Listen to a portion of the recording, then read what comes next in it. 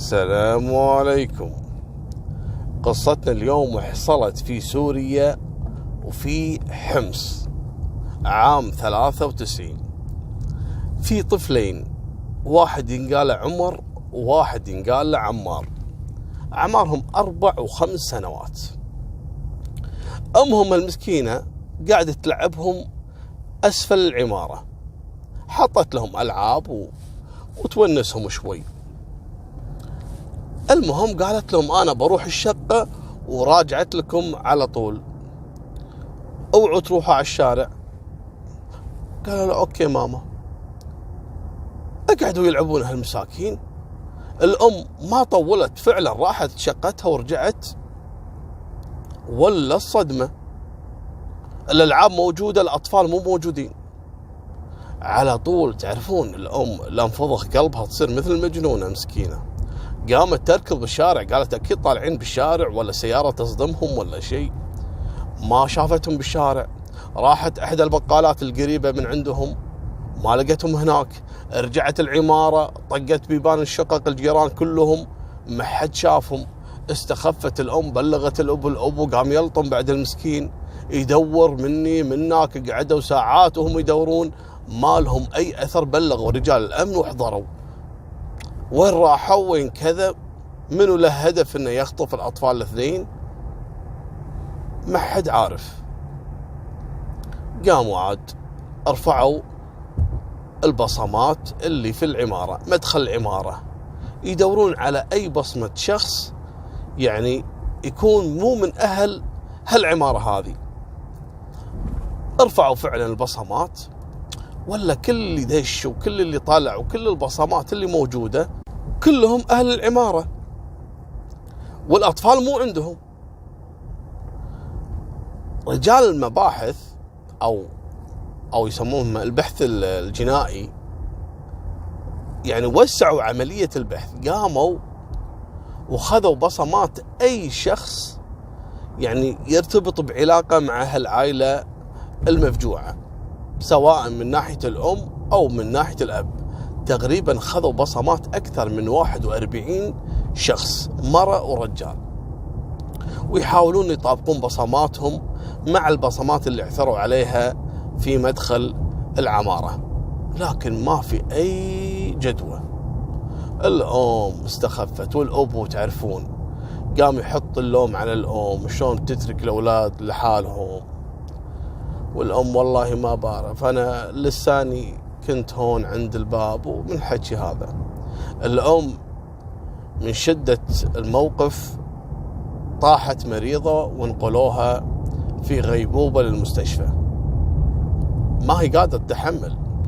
طاف يومين على قصة اختفاء أطفالها، والأب المسكين ما ينام ما ياكل ما يشرب 24 ساعة وهو يفتر ويدور ويحاول يلقى أي أثر حق عياله بدون أي حل.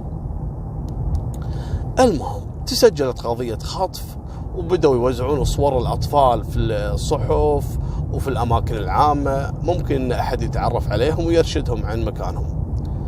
لا، الصدمة اللي أكبر من هذه، في عمارة مهجورة في نفس الشارع اللي ساكنين فيه العائلة المفجوعة، لكن العمارة هذه عبارة عن بنيان أساس، يعني تعرفون يسمونه الأسود، ما هي مشطبة وكذا، وبعد ما عملوها أسود تركوها، يعني ما حد كمل بنيانها فصارت مهجورة. بدأ ينبعث منها روائح كريهة. شنو الروائح هذه يا أبو طلال؟ ريحة تعفن أو ريحة الجثث هذه يسمونها.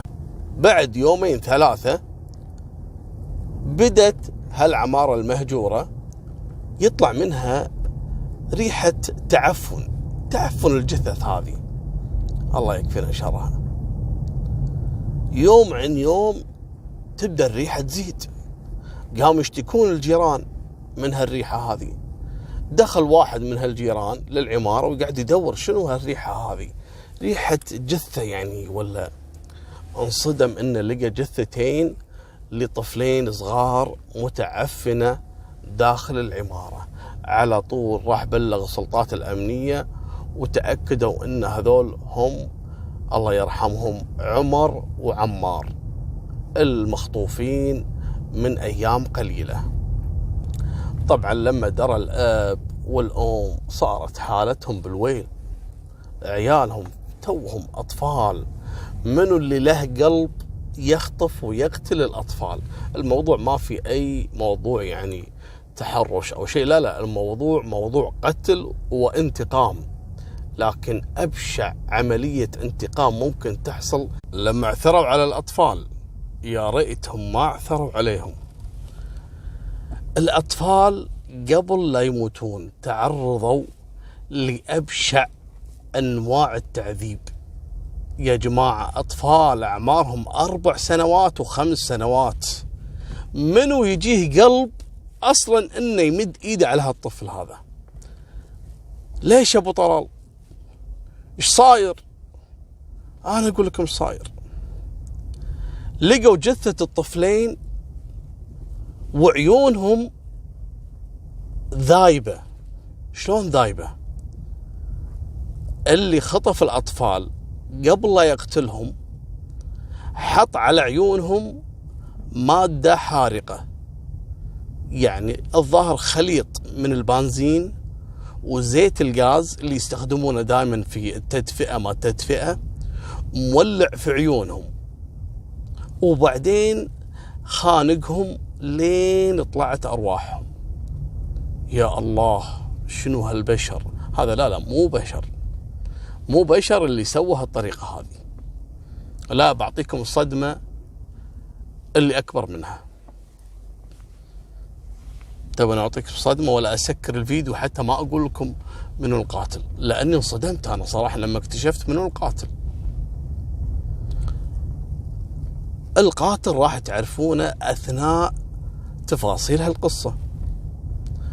الأب حالته بالويل، والأم حالتها بالويل، ورجال الأمن بدوا يفصفصون في الموضوع. منو هذا الشخص الحقير اللي ذابح الأطفال بهالوحشية ورامي جثثهم في عمارة مهجورة؟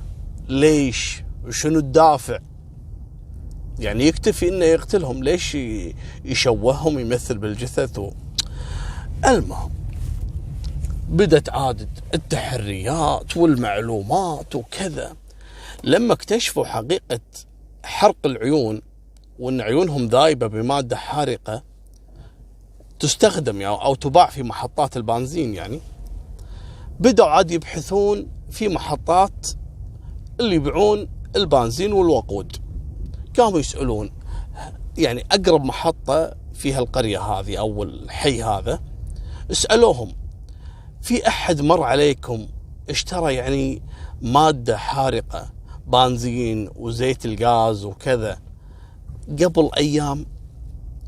الصدمة إن قالوا في كثير أصلا يشترون خصوصا المادة هذه، يدفون فيها ويشعلون النار، وفي بعضهم يستخدمها للطبخ، وفي بعضهم للتدفئة، وفي بعضهم في كثير. قالوا زين، هل في شخص يعني لاحظتوا عليه إنه غريب إن هذا الشخص يشتري هالمادة هذه؟ يعني ما هو مثل يعني العمال أو المخابز مثلا أو الناس اللي تشتغل في يعني حرق الأشياء مثلا معادن وكذا. قالوا إيه نعم فعلا في مرة قبل التاريخ اللي طبعا اللي حصل فيه الجريمة قبله بيوم يومين احضرت عندهم مرأة طلبت منهم أن تشتري هالمادة هذه وأن يحطون لها هالمادة هذه في قنينة الماء. قالوا تمام، تعرفون شكل قالوا نعرف شكلها لكن ما نعرف أي بيانات عنها. قالوا ما في مشكلة. الحين حددوا رجال الأمن أن القاتل لابد أنه يكون امرأة وليس رجل. منو هالمرأة اللي عليها هالقلب وشنو الدافع؟ بدوا عاد مسكوا الأطفال ويسألونها، في وحدة حاقدة عليك، في وحدة بينك وبينها مشاكل، أهلكم يعني عندكم مشاكل مع مرة معينة. قالت لا، زوجك لها علاقة في مرة، المرة هذه يعني في واحدة من أقاربك عندك مشاكل. قالت أبدا.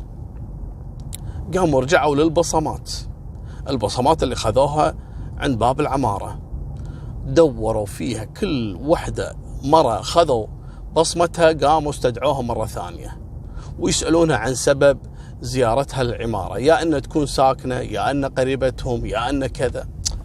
احتاروا رجال الأمن شلون يوصلون حق شخصية المرأة اللي اشترت المادة الحارقة واللي حرقت فيها الأطفال قبل لا تقتلهم. تبون الصدمة؟ صح. الصدمة في الموضوع أن خلال التحريات بدوا عاد رجال الأمن يسوون لهم جدول بأسماء النساء اللي لهم علاقة في المرة هذه، من قريب أو من بعيد، من طرف الزوجة أو الزوج. ذكرت الزوجة واحدة اسمها أسيل. هذه أسيل أخت زوج المرأة هذه اللي أطفالها اختفوا، يعني عمة الأطفال. استغربوا رجال الأمن إن هذه أسيل ما لها أي بصمة في العمارة، مع أن ذكرت اللي هي الأم أن أسيل زارتهم يعني بشكل كبير يعني الفترة اللي فاتت.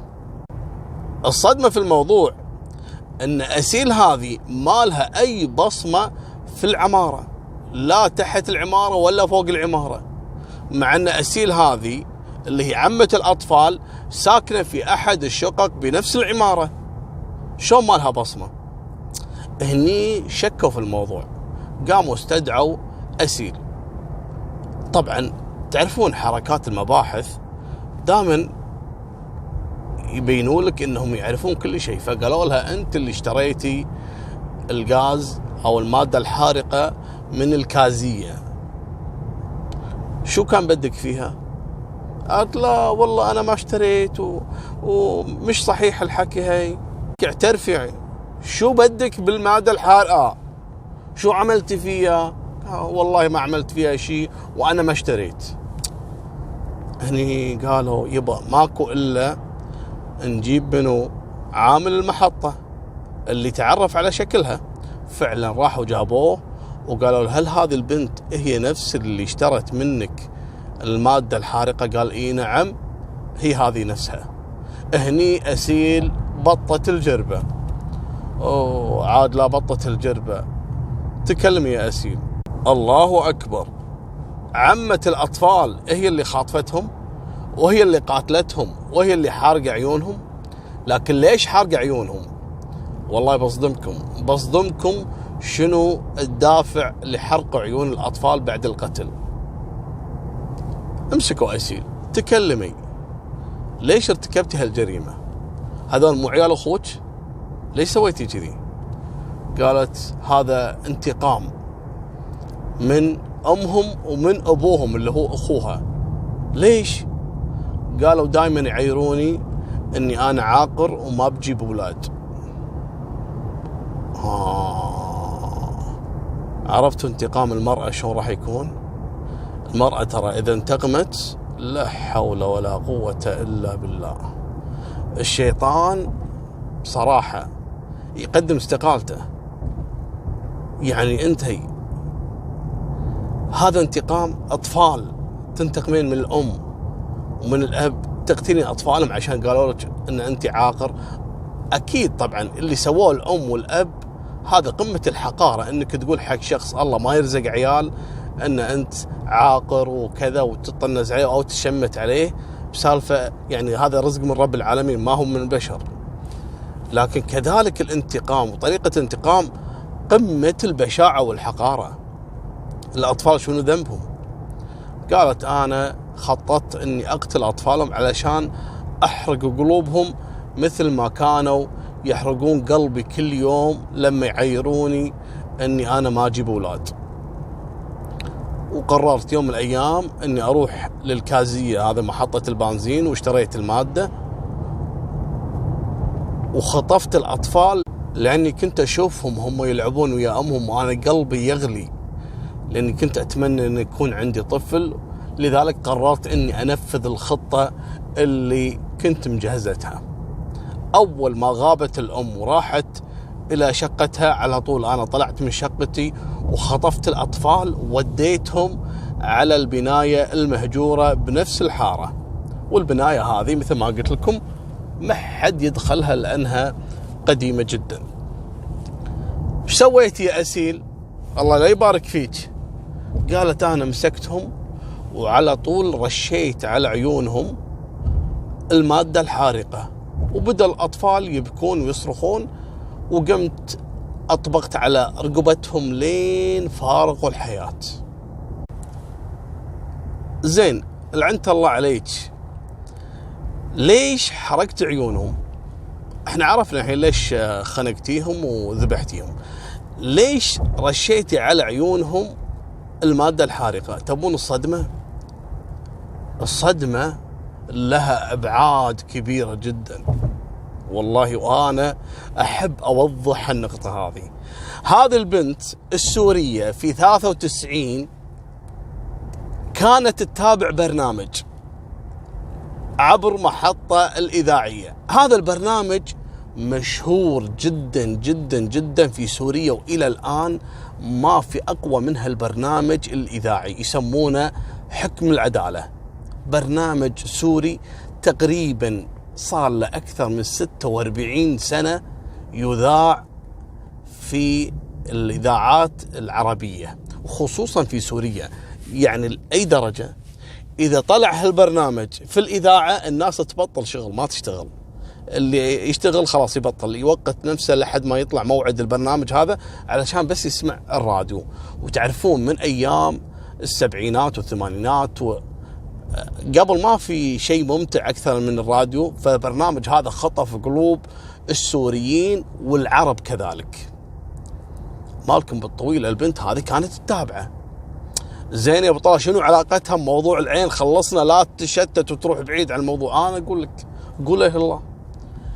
البنت هذه سمعت أن في أحد القصص، طبعا مو كل القصص تكون واقعية فسمعت أن في قصة قدروا المحققين مع تطور العلم الجنائي أن يستخرجون صورة القاتل من عين أحد الضحايا. فقالوا يعني في الإذاعة في القصة أن العلم تطور لدرجة أن لما شخص يقتل شخص، المقتول يصور آخر صورة للقاتل داخل عينه، فالجنائية تقدر تسترجع نفس الذاكرة، تسترجع صورة القاتل من عين الضحية. أنت فهمت الفكرة؟ والله أنا شوي بغيت أدوخ ما ركزت. المهم، فأنا سمعت القصة هذه وخفت أنه ممكن أن بعد ما أقتل الأطفال أن يستخرجون صورتي من عيونهم. لذلك أنا قمت بحرق عيونهم قبل لا يصوروني. طبعا هذا كان من خلال تفكيرها، لكن الحمد لله أن أنا قصصي كلها مبنية على الواقع، علشان ما حد باكر لا نهايتها إعدام، نهايتها قتل، نهايتها مؤبد. ما عندنا واحد سوى جريمة وسلم منها، لا، كلاها وكلوها هلا وياه.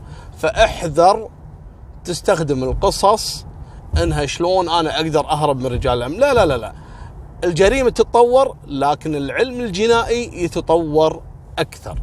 مالكم بالطويلة، أسيل لا بارك الله فيها اعترفت انها هي اللي قتلت عيال اخوها، وتم إحالة أسيل للمحاكمة وحكموا عليها بالإعدام. اعثروا عليها متوفية في سريرها بعد 8 أشهر من انتظار حكم الإعدام، ويذكر أنها توفت نتيجة الهم والغم والتأنيب الضمير اللي أصابها جراء قيامها